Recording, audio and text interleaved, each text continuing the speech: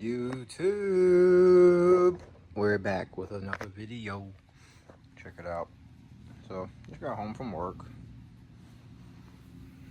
I don't care about y'all seeing my tag, but it doesn't really worry me that much. As you can see, my tail light came off today. I got to work and that was hanging oh so beautifully. It literally snapped off. But I was never seated in here right correctly when I got the bike to begin with, so I zip tied it the best I could. And these are like industrial grade zip ties that I got from work, just to be able to make it home, you know, just to mock up something. Still didn't work that well. So this week we're going to change out this tail light, and we're also going to get rid of these ugly turn signals and get an integrated tail light that has them built in. And we're going to put the tail light back where it actually goes, up here. And we're also going to install a new exhaust, which is on the way, which Amazon would hurry on up. So once I get parts and figure out everything I want to get, we'll get back to work on the bike.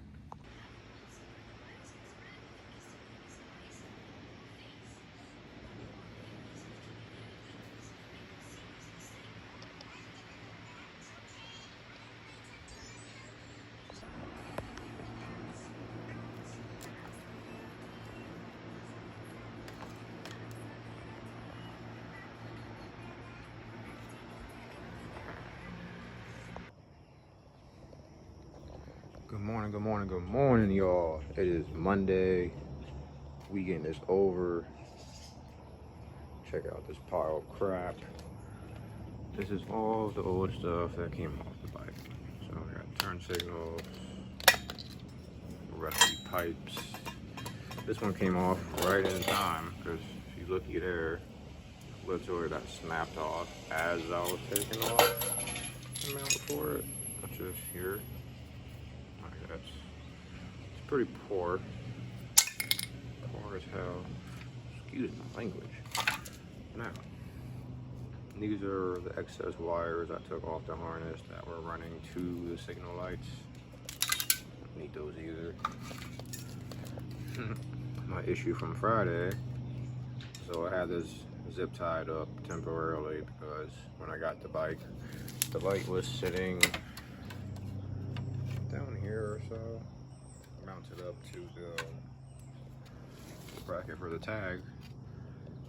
And come to find out, when I had to change out the light, it was because the original owner couldn't get it to line up as well. So I got everything lined back up. I had to do a little bit of fabricating and, you know, conjuring up some ideas, but I got it all figured out. So the exhaust put up a fight, not even gonna lie, but it came out beautiful.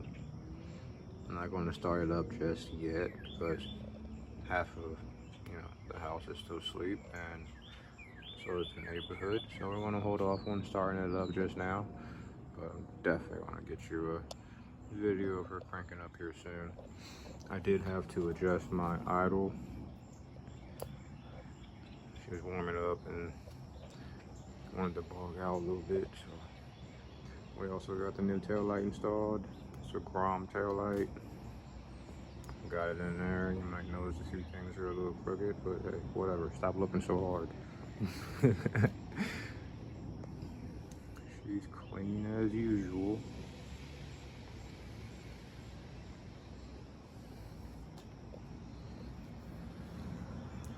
She's all back together. Soon I'll be firing it up.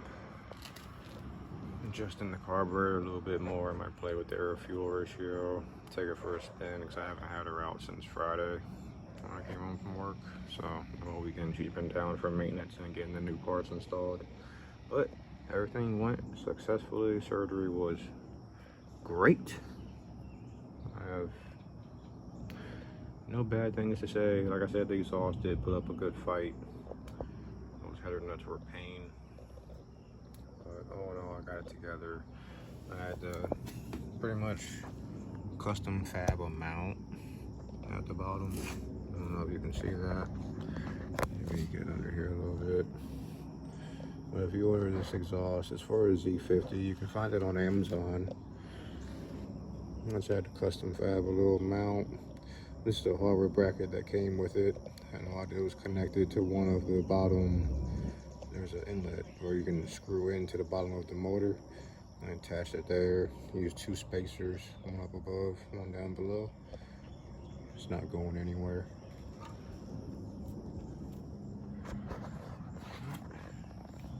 All peachy. I'm gonna get rid of this pile of crap. Get to working on the carburetor, get that tuned properly, and we'll have a little startup video here in a little bit. So if you're going to get one of these bikes, I highly recommend picking up your own set of tools because you'll save so much money not going back and forth to a shop. So a little set of wrenches here, nothing special. This is mostly Walmart crap, to be honest. A little socket set. I got some leftover electrical stuff from splicing wires and crimping and whatnot. And I highly recommend you crimp your wires. If you have an electrical issue, please don't just wrap it in electrical tape. Please at least crimp your wires before you solder them. But if you're like me and you don't know how to solder, crimp your wires. I hate that. It's like watching somebody put together a couple of $1,000 subwoofer system and you're just electrical taping your wires. And you're asking for trouble to happen, by the way. Got a basic set of pliers, a little flathead, some wire strippers, crimpers. It's just an old toothbrush. I had to use it last night for the exhaust. Clean off studs, little stuff like that.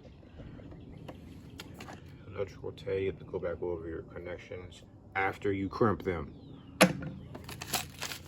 These are what I use. These are my flange bolts for the exhaust. I got some more butt connectors here. Blue Loctite. I highly recommend you blue Loctite every single bolt on that bike. 1-inch spacers. Came in handy for the exhaust. Allen keys, metric, lots of metric sizes if you're going to pick up one of these. That's the gist of it. I mean, this is basically everything that you're going to need on a daily basis and for most aftermarket part installations. So I'm picking up more tools as I go. But these little tools here will make your job and your life so much easier. I almost forgot to show you guys the new tail light. So it's integrated. I did all the electrical wiring, got everything connected back together. So check this out.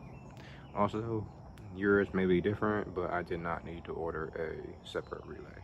Stock relay is working just fine.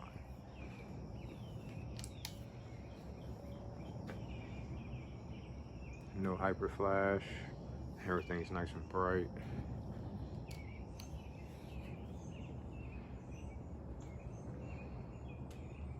All dialed in. Got a new brake light switch coming today too. Hoo-hoo.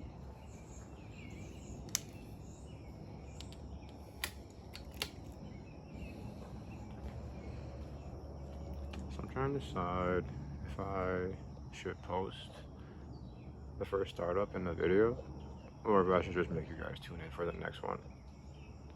And I think if you want to hear the first startup, you're gonna have to tune in for the next one. Catch you guys next weekend.